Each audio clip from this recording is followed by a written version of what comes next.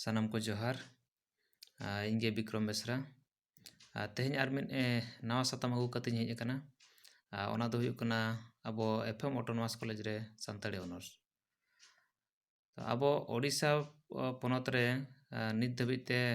बारिया college रे सानताड़ी honours चालू कना एतहब दो 2014 खना अबो एमपीसी ऑटोनोमस कॉलेज बारिपदा रे नितो ओंडे 32टी सीट मेना और नेस में 2022-23 सेशन खना अब एफएम ऑटोनोमस कॉलेज रे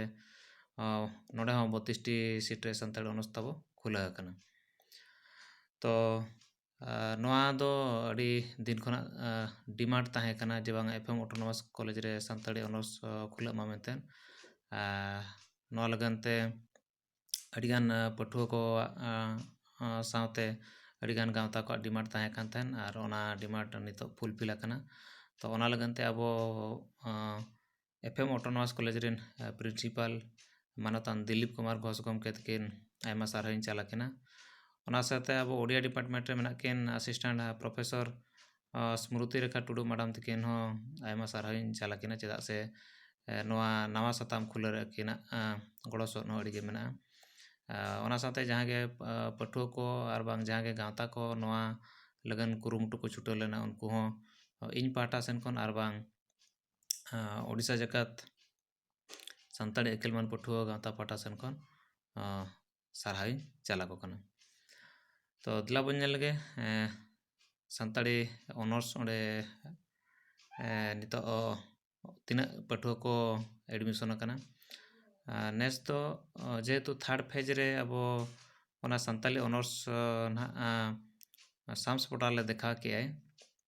तो ओनाते नेस दो बारिया सुमुंग पठुआ किन एडमिशन कना 32टी सीट खन बारिया सुमुंग पठुआ किन एडमिशन कना और 30टी सीट दो फांका मेना तो आसो इन दाराय दिन रे ओना जहाँ 30 माने 32टी सीट तहन कना ओना जतो आबोरेन पठुआ को फिलअपा नेस जहाँ को +2 फाइनल ईयर रको ओलो कना अब पठुआ को उनको टेन नेहर तहन कना आपे सानताड़ी ऑनर्स हतापे और भागी अर्जन नाम पे नोआ इदी काते आपे कैरियर पे बनाव दाड़ेया और मिद कथा दो हुयुग कना नोडे अब सानताड़ी एमआईएल हो नेस खना चालू कना एफएम ऑटोनोमस कॉलेज रे और नोडे जहाँ पठुआ को आर्ट्स साइंस कॉमर्स सावते जहाँ 4 इयर्स इंटीग्रेटेड बीएड मेना उनको पठुआ टेन हो नेहर तहन कना आपे बढ़ती खन बढ़ती सानताड़ी एमआईएल हतापे और ओना साथे और मिद रस्का बेवरा दो नोआ गे जे नोडे जहाँ सानताड़ी डिपार्टमेंट खुलेना सानताड़ी सब्जेक्ट पढ़ाव एतहब कना ना तो ओना लगनते मिद गेस्ट लेक्चरर मेन दो पेड़ा गालोचिया लेकाते मिद नोटिफिकेशन ओडोक अकना ओना दो मिट्टी सीट गे ना मेना ओना एंट्रांस दो 7/12/2022 हिलो मेना और ओना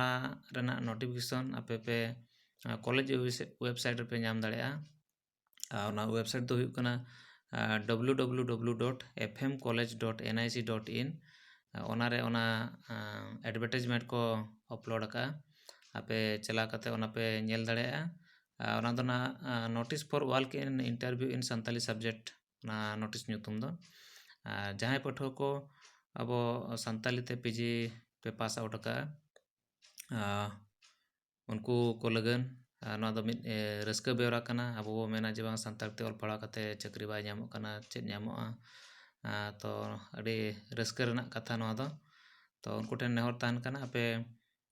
नोआ वेबसाइट चला कते नोटिस नेल कते ओंडे ना जहाँ क्राइटेरिया खोज कना आपे ओना हिसाब आपे डॉक्यूमेंट को तपे सपड़ा पे और 7/12/2022 हिलो आपे ओंडे इंटरव्यू रे सेलेदो पे मिनिमम क्वालिफिकेशन दो ना तहन कना सानताली ते एमए का माय ओना साथे ओना सा पीजी रे ताय 55% तहन मा आदो नोआ मिद रस्का खबर और नोआ बेवरा लय लगन गे तेज साताम दो ताहे कान तहन जहाँ को नवा गया पे इኛ चैनल पे नेलेया तो दया कते इኛ नोआ ᱵᱷᱤᱰᱤᱭᱳ ᱠᱚ ᱡᱟᱦᱟᱸ ᱯᱮ ᱧᱮᱞᱮᱜᱼᱟ ᱱᱚᱣᱟ ᱠᱚ ᱥᱮᱭᱟᱨ ᱯᱮ, ᱞᱟᱭᱤᱠ ᱯᱮ ᱡᱩᱫᱤ ᱯᱮ ᱠᱩᱥᱤᱭᱟᱜ ᱠᱟᱱᱟ, ᱟᱨ ᱥᱟᱶᱛᱮ ᱡᱩᱫᱤ ᱤᱧᱟᱹᱜ ᱪᱮᱱᱮᱞ ᱵᱟᱯᱮ ᱥᱟᱵᱥᱠᱨᱟᱭᱤᱵ ᱟᱠᱟᱜᱼᱟ ᱛᱚ ᱪᱮᱱᱮᱞ ᱥᱟᱵᱥᱠᱨᱟᱭᱤᱵ ᱯᱮ, ᱟᱨ ᱱᱚᱝᱠᱟᱱᱟᱜ ᱥᱟᱱᱛᱟᱞᱤ ᱮᱰᱩᱠᱮᱥᱚᱱ ᱤᱫᱤ ᱠᱟᱛᱮ ᱟᱨᱦᱚᱸ ᱟᱜᱟᱢ ᱫᱤᱱ ᱨᱮ ᱵᱷᱤᱰᱤᱭᱳ ᱠᱚᱧ ᱟᱹᱜᱩᱭᱟ, ᱚᱱᱟ ᱠᱚ ᱡᱟᱠᱤ ᱟᱯᱮ ᱞᱟᱜᱮ ᱯᱮ ᱧᱟᱢ ᱫᱟᱲᱮᱭᱟᱜᱼᱟ, ᱟᱨ ᱵᱟᱹᱲᱛᱤ ᱠᱷᱚᱱ ᱵᱟᱹᱲᱛᱤ ᱥᱮᱭᱟᱨ ᱯᱮ, ᱪᱮᱫᱟᱜ ᱥᱮ ᱱᱚᱣᱟ ᱤᱱᱯᱷᱚᱨᱢᱮᱥᱚᱱ ᱟᱵᱚᱨᱮᱱ ᱥᱟᱱᱟᱢ ᱯᱟᱹᱴᱷᱩᱣᱟᱹ ᱴᱷᱮᱱ ᱟᱨ ᱵᱟᱝ ᱥᱟᱱᱟᱢ ᱜᱟᱨᱰᱤᱭᱟᱱ ᱴᱷᱮᱱ ᱥᱮᱴᱮᱨᱚᱜ ᱫᱚᱨᱠᱟর ᱠᱟᱱᱟ, ᱪᱮᱫᱟᱜ ᱥᱮ ᱩᱱᱠᱩ ᱠᱚ ᱵᱟᱲᱟᱭ ᱫᱟᱲᱮᱭᱟᱜᱼᱟ,